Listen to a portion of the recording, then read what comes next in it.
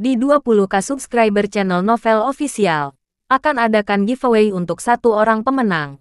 Syaratnya kalian harus subscriber, komen, like, share, supaya kalian bisa terpilih untuk jadi pemenang giveaway. Semoga beruntung bosku. Selamat datang di channel Novel Official.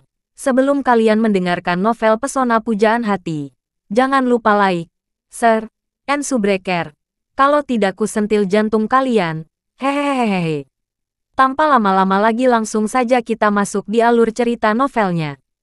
Bab 6811 sampai bab 6820.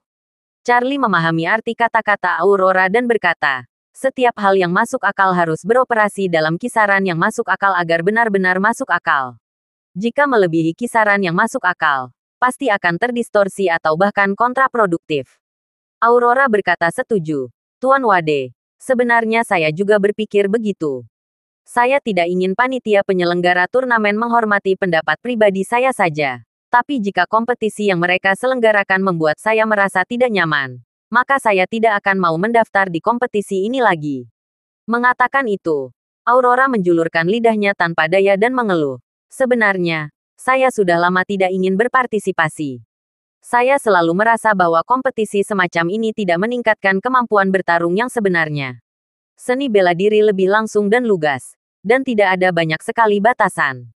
Tetapi ayah saya bersikeras agar saya datang berkompetisi. Dia mengatakan bahwa sebelum saya lulus perguruan tinggi, saya harus memenangkan beberapa kejuaraan lagi.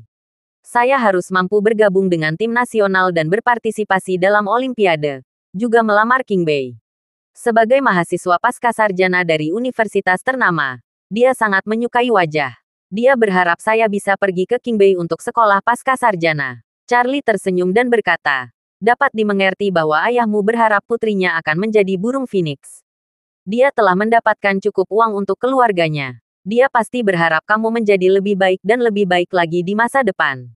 Aurora mengangguk ringan. Tuan Wade, saya dapat memahami apa yang Anda katakan. Tetapi terkadang saya merasa bahwa jika kita ingin mengambil jalur yang benar-benar profesional di bidang tertentu, kita tidak dapat menetapkan terlalu banyak tujuan pada saat yang bersamaan, tetapi dalam arah yang berbeda. Atlet mengajukan ujian yang jelas. Sebagian besar mahasiswa pascasarjana di Universitas Beijing melanjutkan ke penyepuhan. Lebih banyak dari mereka belajar untuk MBA, dan lebih sedikit dari mereka yang mempelajari jurusan yang berhubungan dengan olahraga setelah pensiun. Jika tidak maka hanya akan menjadi formalitas. Saya tidak berharap menjadi atlet profesional. Saya berharap dapat membenamkan diri dalam seni bela diri hingga 3 tahun atau bahkan lebih, yang tentu saja akan berdampak besar pada latihan seni bela diri. Charlie tersenyum dan berkata, karir olahraga seorang atlet biasanya berlangsung lebih dari 10 tahun atau bahkan beberapa tahun. Setelah masa emas, lambat laun mereka akan terpuruk dalam olahraga kompetitif.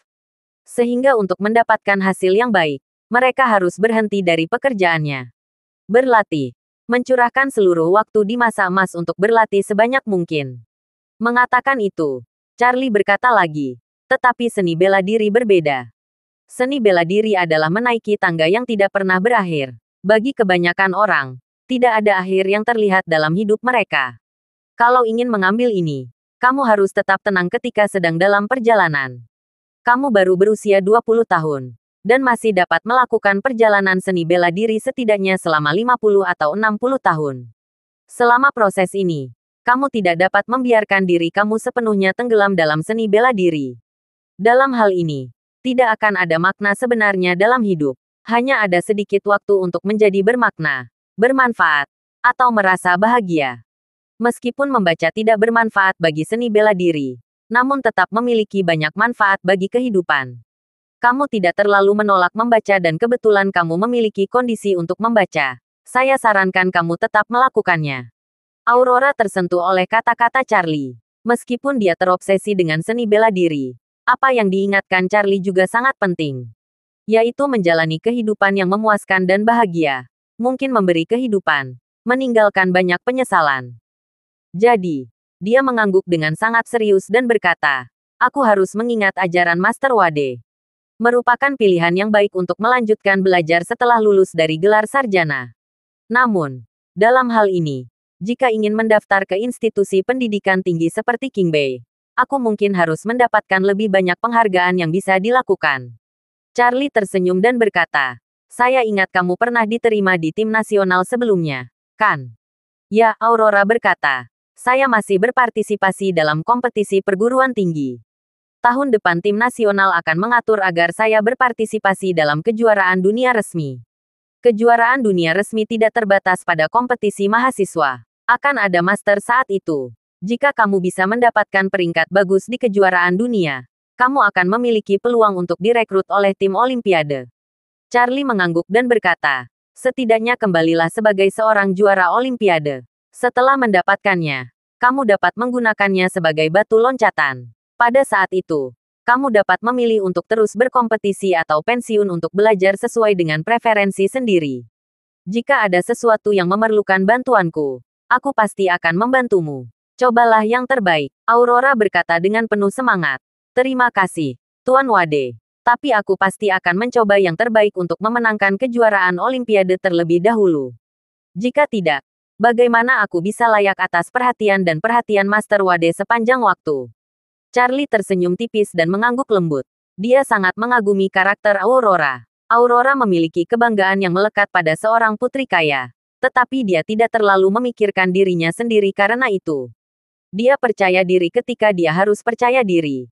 Dan rendah hati ketika dia harus rendah hati, tidak berdebat dengan orang lain. Apalagi berkonflik internal dengan dirinya sendiri. Orang seperti itu sebenarnya jarang terjadi di masyarakat yang terburu-buru saat ini. Charlie menunggu untuk menyaksikan Aurora di atas panggung untuk menerima penghargaan. Lalu mengucapkan selamat tinggal padanya di ponselnya dan meninggalkan aula seni bela diri sendirian. Ketika dia kembali ke hotel, Claire dan Lauren baru saja tiba. Lauren berada di kamar Charlie dan Claire, mengobrol dengan Claire. Ketika dia melihat Charlie kembali, dia berkata kepada Charlie, Charlie, kamu akan pergi ke sana besok. Jangan berlarian sore ini. Kita akan pergi ke pesta. Charlie bertanya dengan rasa ingin tahu. Pesta macam apa? Lauren berkata dengan penuh semangat. Ini adalah pesta pribadi yang diadakan oleh keluarga Mitsui di Tokyo. Taylor Swift juga akan hadir. Saya bisa bertemu dengannya secara pribadi dan mendapat kesempatan untuk mengambil foto dan mendapatkan tanda tangan. Pestanya ada di belakang kubah. Konsernya akan dimulai pada pukul 3 dan berakhir pada pukul 6. Setelah itu, kita akan langsung menuju venue dan menunggu konser resmi dimulai pada pukul 7. Setelah berbicara, Lauren menambahkan, peluang seperti itu jarang datang. Taylor Swift belum pernah menerima undangan tuan rumah untuk menghadiri pesta pribadi seperti itu sebelumnya. Charlie bertanya sambil tersenyum. Lalu mengapa dia begitu memberi banyak wajah pada keluarga Mitsui? Meskipun keluarga Mitsui sangat terkenal di Jepang, mereka masih jauh tertinggal dari predator super di Wall Street, bukan? Lauren menjelaskan. Kamu tidak tahu apa-apa tentang ini. Pengaruh keluarga Mitsui di Jepang tidak ada bandingannya. Meskipun keluarga itu adalah keluarga pertama di Jepang, sebenarnya mereka adalah keluarga langsung yang paling kuat di Jepang. Keluarga itu Dingguang. Hanya ada sedikit orang yang bermarga itu. Namun berbeda dengan keluarga Mitsui. Mereka telah berkembang di Jepang selama ratusan tahun dan telah merambah ke semua lapisan masyarakat di Jepang bahkan dunia. Setidaknya ada selusin keluarga Mitsui sekarang. Sebuah subdivisi keluarga yang relatif independen. Setiap keluarga bertanggung jawab atas bidang yang berbeda. Dan sebagian besar keturunan keluarga Mitsui sebenarnya tidak bermarga Mitsui dari timur. Dan ini bahkan lebih sederhana daripada kebanyakan Rothschild. Berbicara, Lauren menambahkan, keluarga Mitsui memiliki minat yang luas, termasuk kekuatan luar biasa di bidang olahraga komersial Jepang. Mereka juga merupakan salah satu pemegang saham Universal Music. Mereka juga penyelenggara tur dunia Taylor Swift di Asia. Jadi ketiga pesta ini adalah pasangan yang serasi. Dan yang lebih penting, putri tertua dari keluarga Mitsui adalah penggemar berat Taylor Swift. Sehingga keluarga Mitsui mengadakan pesta pribadi dan mengundang Taylor Swift dan pacarnya saat ini. Keluarga Mitsui memiliki pengaruh yang terlalu besar di Jepang dan bidang keuangan global. Tidak peduli betapa arogannya Taylor Swift, dia mau tidak mau menunjukkan wajah ini. Charlie mengangguk ringan. Dia telah mendengar tentang keluarga Mitsui. Tetapi sebagian besar waktu Mitsui bukan lagi sebuah keluarga, tetapi sebuah konsorsium besar. Selain itu, anggota keluarga Mitsui sengaja melemahkan Mitsui karena sifat kekeluargaannya. Banyak orang berpikir bahwa Mitsui sebenarnya adalah sebuah merek, bukan sebuah keluarga. Saat ini, Lorin memikirkan sesuatu dan berkata secara misterius. Sebenarnya Taylor Swift juga seharusnya memiliki motif egois. Pacarnya saat ini adalah pemain baseball yang sangat terkenal di Amerika. Dan baseball juga sangat populer di Jepang. Bisa dibilang bahwa ini adalah satu-satunya olahraga kedua setelah sepak bola. Dia pasti ingin memanfaatkan kesempatan ini untuk menghubungkan pacarnya dengan keluarga Mitsui dan memperluas pasar Jepang di masa depan. Charlie tersenyum dan berkata, "Kamu sangat serius mengejar bintang. Kamu telah melakukan begitu banyak pekerjaan rumah." Lorin berkata sambil tersenyum. "Bahkan jika saya mengejar bintang, saya tidak dapat mengikuti begitu banyak gosip orang dalam. Teman baik saya mengatakan kepada saya bahwa meskipun dia bukan anggota keluarga Mitsui, keluarganya mengandalkan Mitsui keluarga selama beberapa dekade untuk berkembang. Dan dia berteman baik dengan wanita tertua dari keluarga Mitsui. Saya bisa mendapatkan tiket dan mempelajari cerita di dalamnya." Setelah mengatakan itu, Lorin menambahkan, "Untuk pesta besok, dia juga membantu menemukan surat undangan dari wanita tertua keluarga Mitsui. Konon surat undangan ini sangat populer di kalangan kelas atas Jepang. Beberapa orang ingin membelinya seharga puluhan juta yen, tapi mereka tidak bisa membelinya." Charlie tersenyum dan berkata, "Kalau begitu, jual saja tiketku. Lagi pula, aku tidak mengejar bintang. Tidak ada gunanya dan sia-sia. Jika bisa dijual dengan harga puluhan juta yen, itu akan sangat bodoh. Itu akan menjadi cukup bagi kita. Semua biaya perjalanan kita ke Tokyo bisa ditanggung." Lorin memutar matanya ke arahnya dan berkata, "Kamu punya ide bagus. Apa latar belakang keluarga Mitsui?" Ketika orang Jepang pergi ke toilet di pagi hari, mereka mungkin menggunakan toilet merek salah satu merek saniter mereka. Dan kertas yang mereka gunakan untuk menyeka pantat juga merupakan merek kertas buatan mereka. Bahkan air mengalir untuk menyiram toilet pun bisa disuplai oleh mereka. Bahkan listrik pun tidak bisa lepas dari bayangan keluarga mereka. Mengadakan pesta dan menjual tiket ke dunia luar dengan nama mereka tertulis di setiap undangan. Ya, identitas kamu perlu diverifikasi saat masuk. Jika ingin menjualnya, satu-satunya kesempatan adalah menemukan seseorang yang mirip dengan dirimu dan menjualnya kepadanya. Jika tidak maka tidak mungkin. Claire di samping berkata sambil tersenyum. "Lorin, jika kamu menjelaskan kepadaku dengan sangat serius, tidak bisakah kamu mengatakan bahwa aku sedang bercanda denganmu?" Lorin menatap Charlie dan mendengus. "Siapa yang tahu apa yang kamu pikirkan? Bagaimana jika kamu benar-benar tidak tertarik dan tidak ingin pergi?" Saat dia mengatakan itu, dia menatap Charlie dan berkata dengan serius, "Biar ku beritahukan padamu, Charlie. Claire dan aku sama-sama cantik dan sangat cantik. Jika kami pergi ke acara seperti itu tanpa pelindung bunga, kami akan dengan mudah digoda oleh orang lain. Kamu harus pergi bersama kami besok." Charlie tersenyum tak berdaya. Oke, kenapa aku tidak pergi?" Keesokan harinya, Charlie, yang tidak ada pekerjaan, diseret oleh istrinya untuk pergi berbelanja bersama Lorin sepanjang pagi. Pada siang hari, Lorin menjadi pembawa acara dan mengundang Charlie dan Claire ke restoran sushi terkenal di Tokyo. Kokinya adalah orang tua yang aneh dengan temperamen yang eksentrik. Konon harga makanannya sangat mahal dan sulit untuk membuat reservasi. Tapi setelah Charlie selesai makan, dia memiliki 3 perasaan yang jelas. Pertama, tempat itu sedikit using. Kedua, rasa legendaris dan luar biasa belum terasa. Ketiga, dia belum kenyang. Setelah makan, setelah kembali ke hotel untuk meletakkan barang-barang yang dibelinya dari belanja, Lorin mendesak Charlie dan Claire untuk segera berganti pakaian yang lebih formal dan bersiap menghadiri pesta pribadi sebelum konser. Karena pestanya diadakan oleh keluarga Mitsui, maka sebagai tuan rumah mereka menyediakan layanan antar jemput bagi para tamu undangan. Mereka semua menggunakan mobil seri Lexus LS milik Toyota. Setelah Charlie dan yang lainnya berkemas, mereka berkendara dengan mobil khusus keluarga Mitsui langsung ke Tokyo Dome.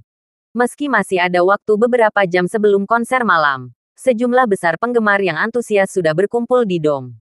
Mereka berkumpul di depan alun-alun sambil mengibarkan bendera dan berteriak, atau bermain piano dan bernyanyi.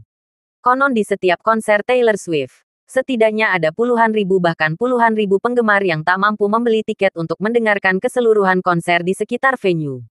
Terlihat juga dari penampilan para penggemarnya tersebut bahwa Taylor Swift memang menjadi penyanyi wanita terpopuler dan terlaris di dunia saat ini. dan hampir tidak ada yang bisa menandinginya. Untungnya, staf di tempat kejadian telah mengisolasi jalan khusus terlebih dahulu, sehingga kendaraan Charlie dan yang lainnya dapat berhasil melaju ke dalam dom. Sesampainya di tempat parkir di dalam dom, sudah ada beberapa mobil Lexus dengan model yang sama yang diparkir di lokasi. Banyak tamu yang keluar dari mobilnya satu persatu dan berjalan menuju tengah lapangan di bawah bimbingan nyonya rumah. Lorin jelas sedikit bersemangat saat ini. Begitu dia turun dari mobil, dia mulai melihat sekeliling. Ketika dia melihat seorang wanita muda di dalam pintu masuk, dia berteriak dalam bahasa Inggris, "Sachiko! Saya di sini." Wanita muda itu mendengar suara itu dan segera menoleh.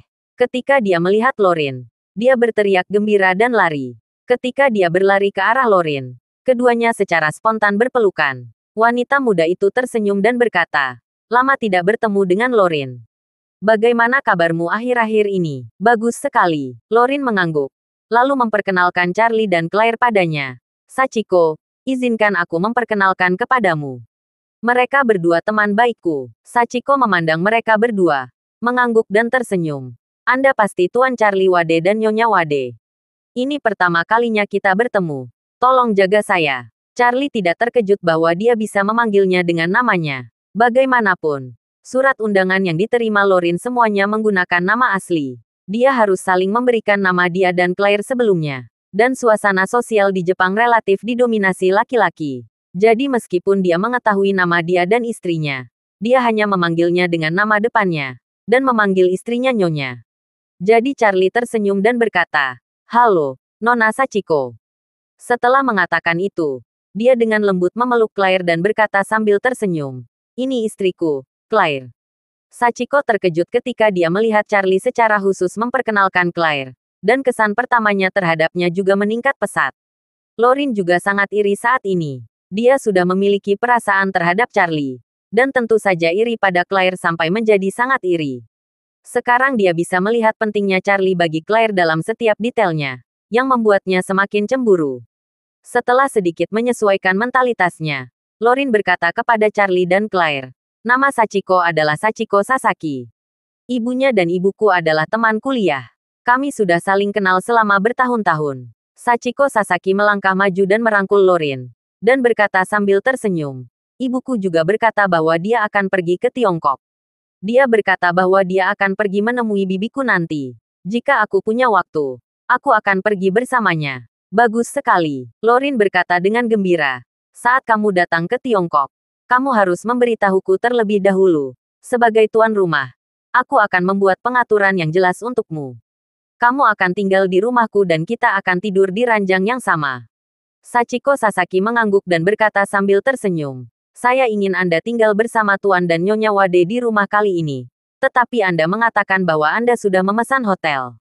Lorin memandang Charlie dan berkata sambil tersenyum, "Kamu tidak tahu.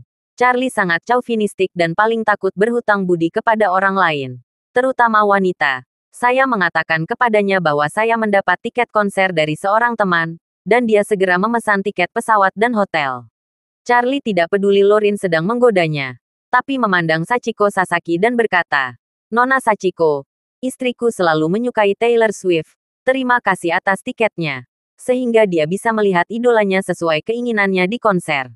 Sachiko Sasaki memandang Charlie dan tersenyum. "Tuan Wade sangat sopan. Teman Lorin adalah temanku juga. Mulai sekarang, jika kalian berdua datang ke Jepang, kalian bisa datiak padauk jika membutuhkan bantuan. Terutama di Tokyo. Saya masih agak mampu." Perkataan Sachiko Sasaki memang benar dan dia bermaksud baik.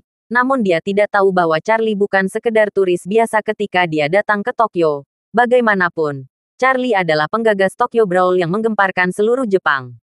Dengan kata lain, Charlie masih menjadi pembunuh yang sedang dicari-cari oleh Departemen Kepolisian Metropolitan Tokyo. Karena mereka masih belum tahu siapa yang mati di tangan para ninja yang mati mengenaskan dan bahkan dibekukan menjadi es loli. Meskipun seluruh kejadian telah diselesaikan, dan keluarga Takahashi serta keluarga Matsumoto juga tewas dalam kekacauan itu, orang yang menyelamatkan saudara laki-laki dan perempuan keluarga Schultz, membunuh banyak ninja, dan menjaga Nanako Ito tetap hidup tetaplah menjadi teka-teki di mata orang. Jika bukan karena pria misterius itu, saudara laki-laki dan perempuan keluarga Schultz akan mati dalam kejadian itu. keluarga Ito serta keluarga Takahashi kemungkinan besar akan dihancurkan oleh Matsumoto Yoshito. Dalang di balik layar keluarga Ito menjadi keluarga dominan sekarang. Namun, keluarga Ito tidak pernah menyebutkan hal ini. Dan tidak ada yang tahu apa cerita tersembunyi di balik masalah tersebut. Namun, Charlie tentu saja tidak memiliki pikiran sombong. Menghadapi kebaikan Sasaki Sachiko, dia langsung mengungkapkan rasa terima kasihnya dan berkata sambil tersenyum. Terima kasih telah menjagaku, Nona Sachiko. Sachiko Sasaki membungkuk sedikit kepada Charlie. Lalu berkata kepada mereka bertiga. Sudah hampir waktunya. Ayo masuk dulu. Ada banyak orang terkenal di Tokyo yang menghadiri pesta kali ini. Sedangkan wanita tertua dan Taylor Swift belum sampai. Ayo, izinkan saya memperkenalkan Anda kepada beberapa orang terlebih dahulu. Dan ketika wanita tertua datang, saya akan memperkenalkan Anda kepada wanita tertua jika Anda punya kesempatan. Lorin bertanya kepadanya dengan suara rendah. Apakah kamu berbicara tentang wanita tertua dari keluarga Mitsui? Ya, Sachiko Sasaki menutup mulutnya dengan tangan dan berkata dengan lembut. Wanita tertua adalah pewaris garis keturunan inti keluarga Mitsui. Ayahnya adalah figur paling berkuasa di keluarga Mitsui. Taylor Swift menginap di rumah wanita tertua tadi malam. Dan mereka akan datang bersama nanti. Taylor Swift begitu terkenal saat datang ke Tokyo untuk mengadakan konser, yang tidak hanya menarik banyak kalangan atas Jepang, tetapi juga menarik banyak bintang papan atas Jepang. Jadi Claire dan Lorin dengan cepat mengenali banyak selebriti Jepang yang diundang, dan mereka adalah penyanyi dan aktor terkenal lini pertama. Charlie melihat mereka berdua membicarakan nama-nama selebriti ini secara detail, dan dia merasa sedikit merepotkan. Charlie tidak pernah mengejar bintang. Jadi dia tidak tertarik pada bintang Jepang atau Taylor Swift, yang akan segera tiba. Mengenai kelas atas Jepang di tempat kejadian, Charlie tidak tertarik sama sekali. Dan dia sendiri bukan orang yang mengikuti banyak orang dan suka berteman dengan orang-orang yang berkuasa. Jangankan orang-orang berkuasa Jepang yang hadir, betapapun hebatnya mereka tidak dapat menarik perhatiannya. Bahkan keluarga Rothschild dan putranya harus melihat wajah dan suasana hati. Para taipan Jepang di depannya terlihat seperti seorang penyihir kecil bertemu dengan penyihir besar. Menariknya, meskipun sebagian besar orang Jepang di tempat kejadian, semua orang sebenarnya berbicara bahasa Inggris. Bahkan mereka memiliki aksen Jepang yang kuat hanya berbicara dalam bahasa Inggris dan hampir tidak ada bahasa Jepang. Namun dia segera mengetahui alasannya. Orang Jepang selalu mengagumi Barat, terutama Amerika Serikat. Sejak restorasi Meiji, mengenakan jas dan dasi, makan makanan Barat, dan berbicara bahasa Inggris telah menjadi favorit kalangan berkuasa semacam ini. Bisa dimengerti jika Anda berbicara bahasa Inggris pada kesempatan itu. Sachiko Sasaki memimpin mereka berkeliling-berkeliling di tempat tersebut. Ketika mereka bertemu dengan beberapa kenalan, mereka tersenyum dan menyapa, dan memperkenalkan Charlie dan yang lainnya. Charlie menemukan detail kecil. Orang-orang yang ingin mereka kenali oleh Sasaki Sachiko tampaknya adalah orang-orang selain ketua keluarga Sachiko yang bertarung beberapa kali. Namun pada akhirnya dia tidak membawa mereka ke sana. Charlie berspekulasi bahwa Sachiko Sasaki sendiri mungkin tidak bisa memahami hal ini. Itu sudah merupakan percakapan yang canggung baginya untuk naik menyapa. Jika dia membawa beberapa wajah asing lagi, suasananya pasti akan menjadi lebih canggung. Pada saat ini, seorang wanita muda yang mengenakan gaun malam kelas atas melihat Sachiko Sasaki, berjalan dengan senyuman di wajahnya, dan berkata, Sachiko, saya melihat Anda berlari bola-balik di sini seperti lalat tanpa kepala. Apakah Anda membagikan kartu nama di mana-mana? Mendengar suaranya, Sachiko Sasaki melihat ke arah lain dan berkata dengan agak tidak wajar, Miki, saya memperkenalkan teman-teman saya kepada beberapa tamu yang saya kenal. Teman-temanmu, wanita bernama Miki itu memandang ke arah Charlie, lalu ke Claire dan Lorin, dan berkata, teman-temanmu ini bukan orang Jepang, kan? Meskipun penampilan orang Jepang, Cina, dan Korea relatif sama, wanita yang cermat dapat melihat perbedaannya secara sekilas. Pria dan wanita di setiap negara memiliki ciri khas pakaiannya masing-masing. Setelah mempelajarinya dengan cermat, mereka dapat dengan cepat menemukan perbedaannya. Lorin sama-sama memiliki gaya riasan ringan. Baik itu gaya rambut, fitur riasan, atau bahkan gaya manikur. Semuanya berbeda dari gaya gadis Jepang bahkan mencukur kelopaknya. Di Jepang, di mata wanita, pria pada pandangan pertama bukanlah pria lokal. Baik pria lokal itu tampan atau jelek, alis dan gaya rambutnya harus didesain dan ditata dengan cermat. Sachiko Sasaki tidak ingin banyak bicara kepada Miki ini. Jadi dia menjawab, "Ya, teman-temanku ini semuanya dari Tiongkok." Meiki memandang Charlie dan bertanya dengan rasa ingin tahu. "Saya ingin tahu apa sebutan pria ini dan di mana dia bekerja." Charlie berkata dengan santai, "Nama keluarga saya Wade. Dan nama saya Charlie. Saya seorang gelandangan yang menganggur. Saya tidak bisa mengatakan bahwa saya berkualifikasi tinggi." Meiki memandang Charlie bersamanya. Dan kemudian pada Claire, yang memegang tangannya di samping Charlie. Meskipun mereka berdua tidak berpakaian megah, mereka tidak memakai perhiasan kelas atas yang bisa membedakannya sekilas nilai mereka. Meskipun dia memiliki arloji, temperamennya memang sangat baik. Jadi dia mengira dia adalah orang Tiongkok dengan latar belakang yang relatif besar. Tanpa diduga, Charlie justru mengatakan bahwa dia adalah seorang gelandangan yang menganggur, yang membuatnya menjadi sedikit tidak yakin. Jadi, dia berkata sambil tersenyum, "Tuan Wade benar-benar rendah hati. Untuk pesta ini, Sachiko dan saya hanya memiliki 3 undangan. Keluarga meminta kami untuk menggunakan undangan ketiga ini semaksimal mungkin untuk mengundang orang-orang dengan kemampuan dan status yang baik. Anda adalah orang yang sangat penting. Sachiko memberi Anda surat undangan. Saya rasa Anda pasti memiliki latar belakang yang sangat baik. Bagaimana bisa Tuan Wade menyebabkan penurunan?" Charlie sedikit terkejut dengan kejujuran Miki. Bukankah seharusnya dia mengatakan hal seperti itu di dalam hatinya? Kenapa Miki mengutarakannya secara langsung? Namun, Charlie terlalu malas untuk berpikir terlalu banyak dan berkata, "Saya memang seorang gelandangan yang menganggur. Saya biasanya menunjukkan Feng Shui kepada orang lain sesekali untuk mendapatkan komisi. Jika Nona Meiki memiliki kebutuhan terkait, saya bisa mengurusnya." Baru kemudian Miki menyadari bahwa Charlie mungkin tidak memiliki kerendahan hati. Dia mengerutkan kening dan berkata sambil tersenyum main-main, "Saya pernah mendengar tentang Feng Shui. Rupanya ini adalah tahayul feodal di Tiongkok. Ada ahli Feng Shui serupa di Jepang. Tetapi kebanyakan dari mereka adalah kelas rendah dan kelas bawah. Kelas atas di Jepang tidak percaya akan hal ini." Setelah mengatakan itu, dia menoleh ke Claire dan bertanya, "Di mana wanita ini mendapatkan pekerjaan?" Claire berkata, "Saya membuka studio desain saya sendiri belum lama ini." Meiki bertanya, "Desain studio? Di mana? China?" "Ya," Claire berkata, "di Bukit Aurus." Meiki mengira Claire adalah seorang desainer terkenal di Tiongkok.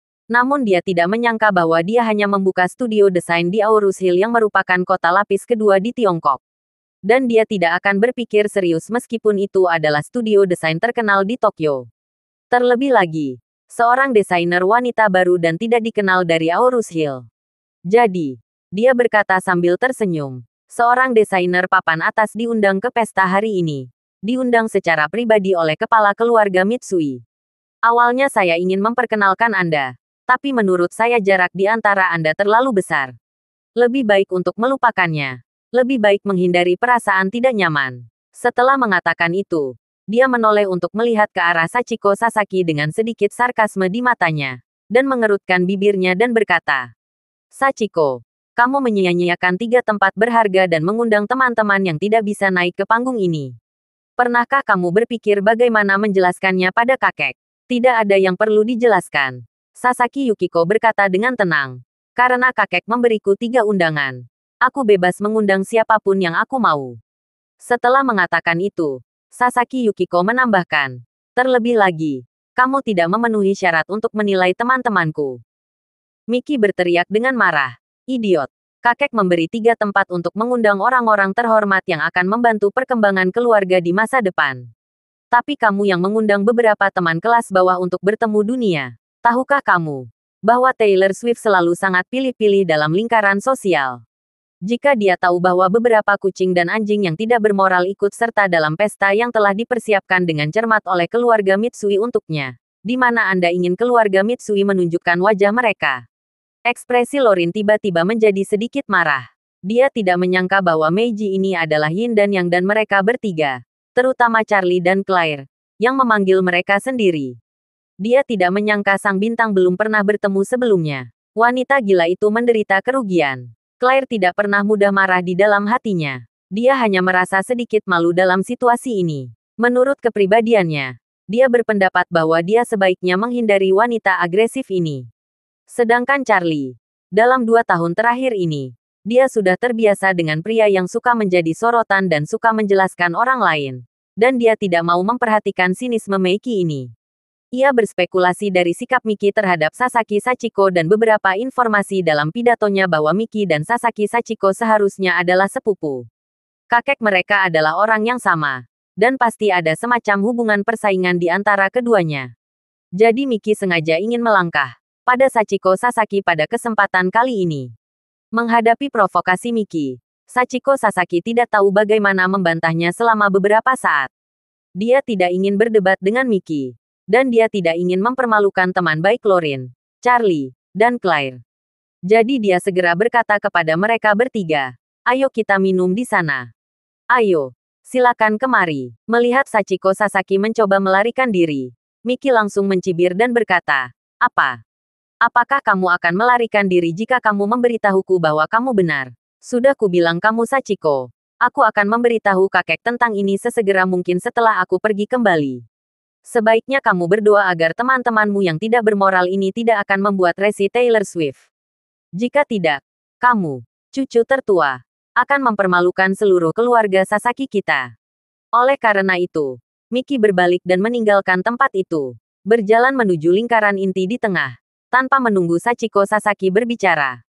Sachiko Sasaki dengan cepat meminta maaf kepada mereka bertiga.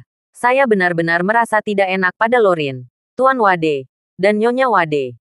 Miki adalah sepupu saya. Dia selalu kuat. Dia sering menyinggung perasaan orang dengan mudah dengan kata dia. Tolong jangan berpikir serius." Claire dan Lorin sama-sama mengatakan itu bukan apa-apa. Tapi perhatian Charlie masih tertuju pada Miki Sasaki.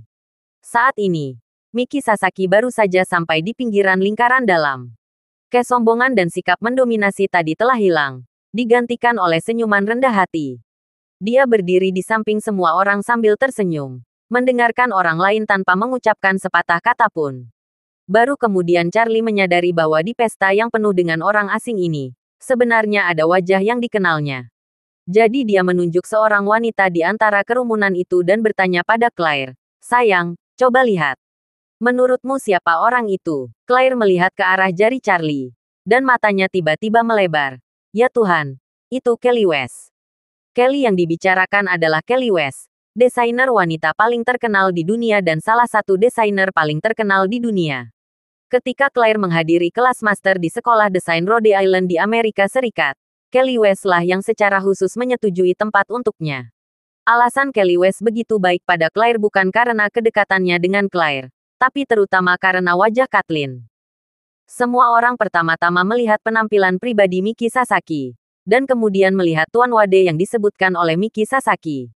Ketika banyak orang melihat Charlie, sekilas mereka berpikir bahwa meskipun orang ini tidak terlihat seperti pecundang, dia memang pecundang.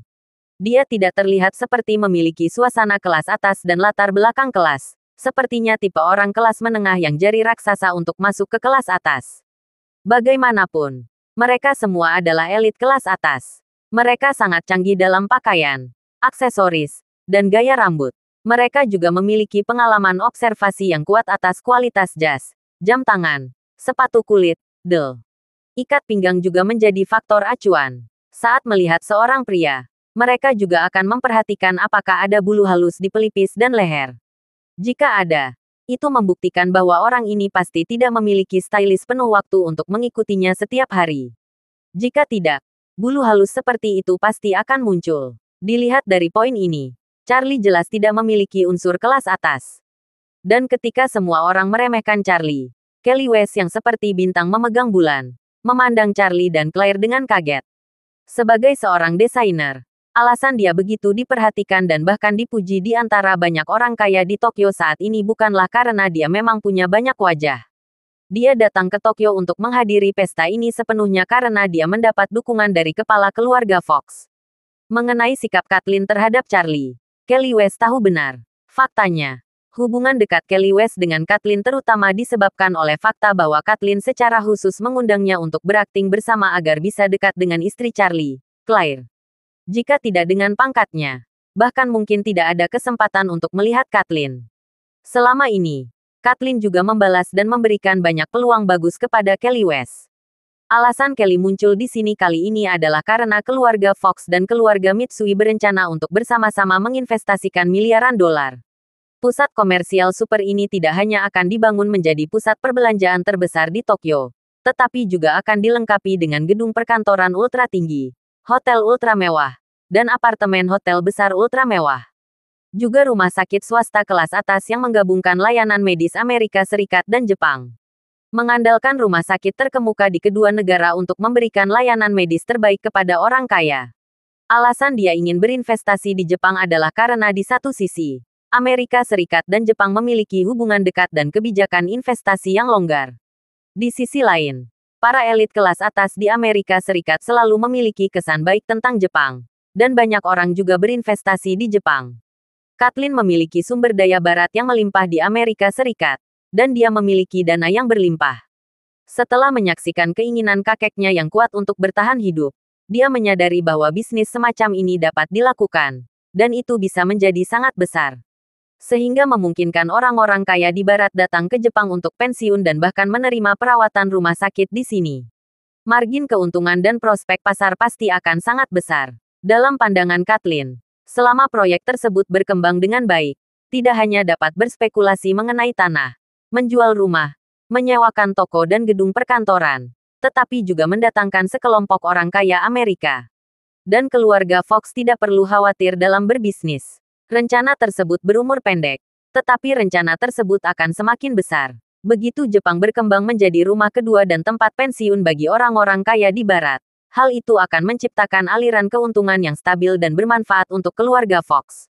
Oleh karena itu, Kathleen melakukan perjalanan khusus ke Jepang untuk menyelidiki dan berencana memasukkan masalah ini ke dalam agenda.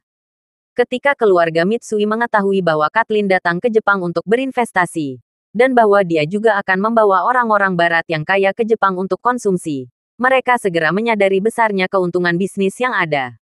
Meskipun faktanya mereka telah merambah ke semua lapisan masyarakat di Jepang, tetapi mereka kekurangan pelanggan besar dari barat. Jadi mereka berinisiatif mencari Kathleen, berharap dapat bekerja sama secara mendalam dengan Kathleen.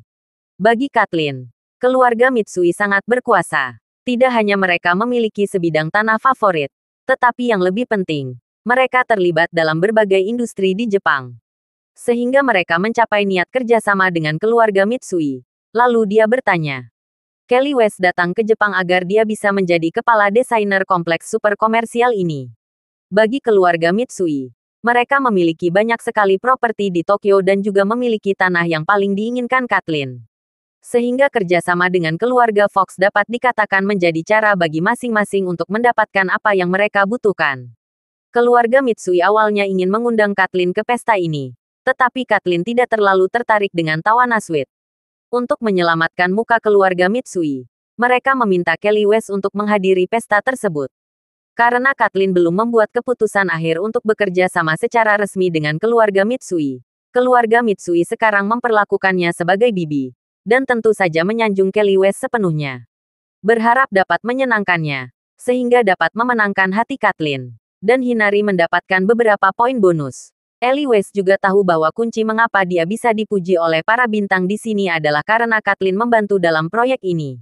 Dia sudah berterima kasih kepada Kathleen. Tapi sekarang dia melihat Charlie di sini dan Claire bahkan lebih bersemangat.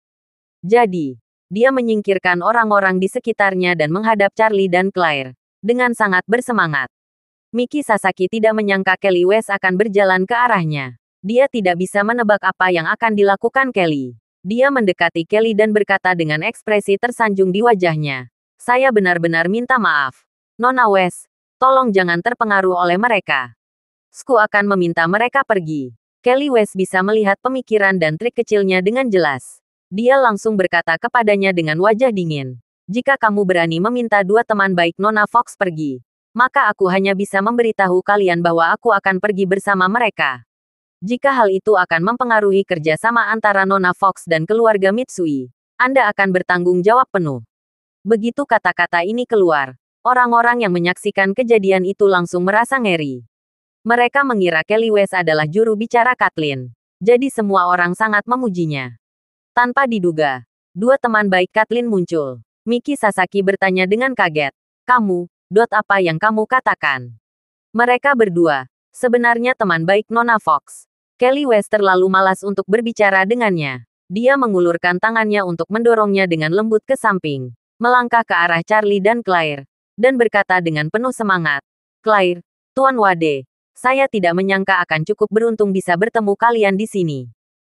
Terima kasih sudah mendengarkan cerita novel Pesona Pujaan Hati. Sampai jumpa di novel selanjutnya.